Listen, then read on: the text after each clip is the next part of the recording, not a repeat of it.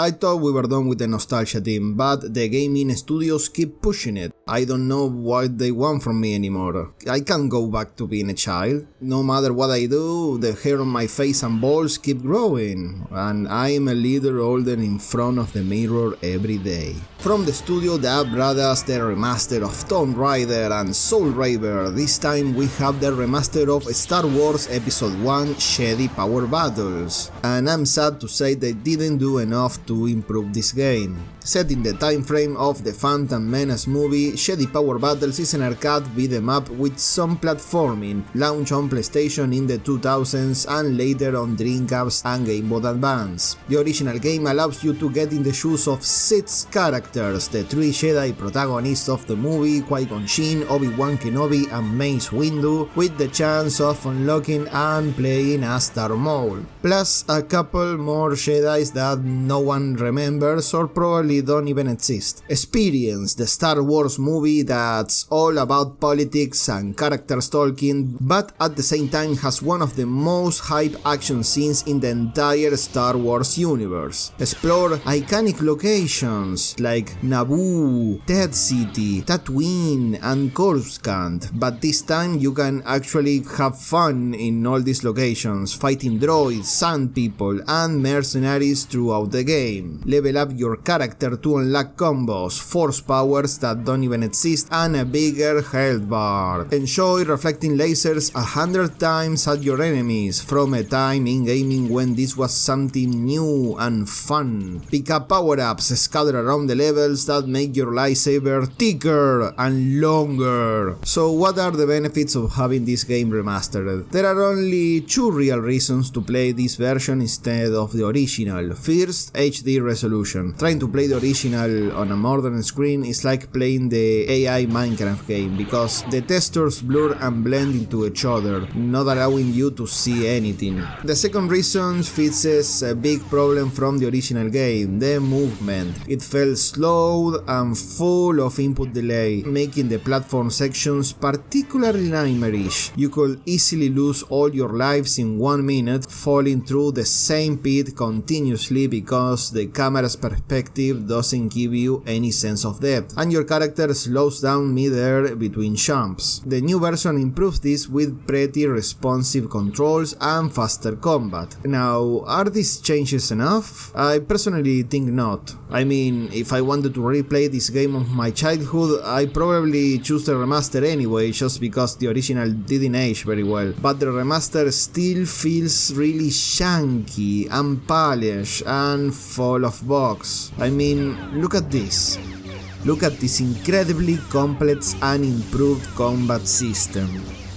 I'm just pressing triangle, by the way. Bosses are more glitched than in the original game, they teleport around and sometimes attack without any animations. The graphics have a common problem of these remaster versions. The original had these dark colors that contrasted very well, but in the new one everything is too bright and shiny. Look at the first level boss fight as an example. You are supposed to reflect the laser that this spaceship shoots back at him. In the original, the laser had this warm color that was easily distinguishable from the background. In the new one, I practically have to guess where they are because the lasers blend with the environment. It's a lot easier than the original, not just because of the movement improvements. There are a lot more health pickups throughout the levels, even on hard difficulty, and you start with double the extra lives. Enemy placement is practically the same as the original. The AI is also the same. They stand still and shoot you, and if you get too close they try to punch you. They even kill each other if a droid tries to punch you while another is shooting from behind. But I found this fun. The droids are supposed to be really dumb anyway. In the original game you could destroy the computer panels and screens to earn points. They straight up removed that detail. It might sound like I'm nitpicking, but come on, this is an arcade game. It's all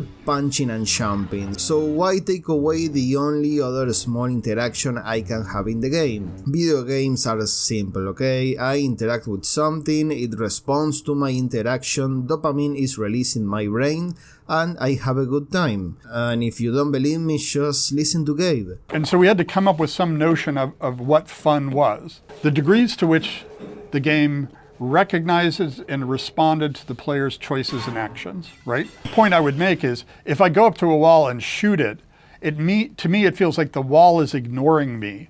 I'm getting a narcissistic injury when the world is ignoring me. So it is to me, I was trying to convey to the user a sense of, yes, you were making choices, yes, you were progressing, which meant the game had to acknowledge that back to you.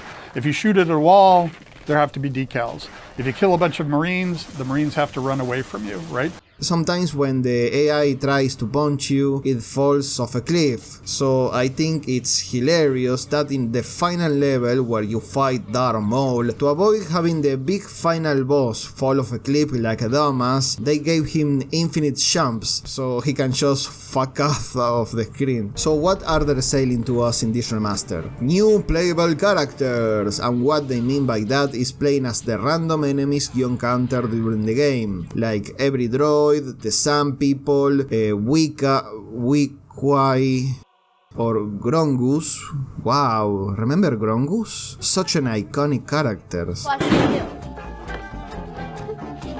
Oh my god, they have McClunky in this. Remember McClunky? He's not even alive in this movie. I bet you have. McClunky.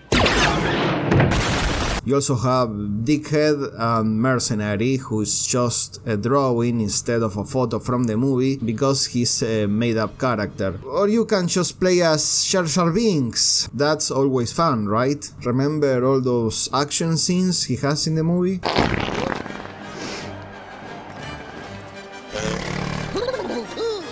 They added the training mode, which is just a couple of mini challenges you can complete in 10 minutes, a versus mode where the enemy AI wasn't programmed, and some fun levels like playing as a destroyer. To be fair, I always thought destroyers were very cool. If Disney is going to keep releasing trash Star Wars content, at least they could slap a couple of destroyers in there. Cadu Race. Press 2 buttons repeatedly to make your Cadu run. Spoilers, it doesn't work. And the game mode everyone was asking for.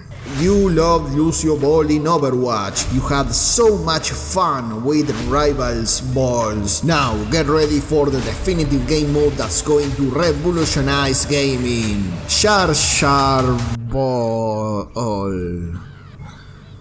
Wait, what? The highlight of this game was always the music, not due to the game's merit, but because it's the original movie soundtrack. Combine this with the versus mode that doesn't work, and you can have the most epic battles with your favorite Star Wars characters, like Grongus versus McClunky while Duel of Fates plays in the background. The definitive Star Wars experience, if you ask me. The Millennial Falcon attraction in Disney?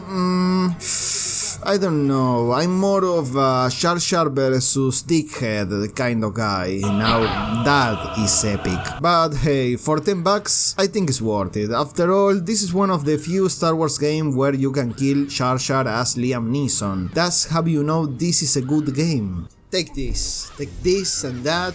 This is for winning Star Wars before Disney. I mean, the game is giving me points, so I don't know. Please remaster Star Wars Episode 3 Nest, that was a really good game. I can't wait to play as McClunky and Grongus in that one. You are a crazy ass son of a bitch. You are a no good bastard. You are full of bullshit. You can pucker up and kiss my ass goodbye. Jar Jar Binks. Jar Jar Binks. Jar Jar Binks. Jar Jar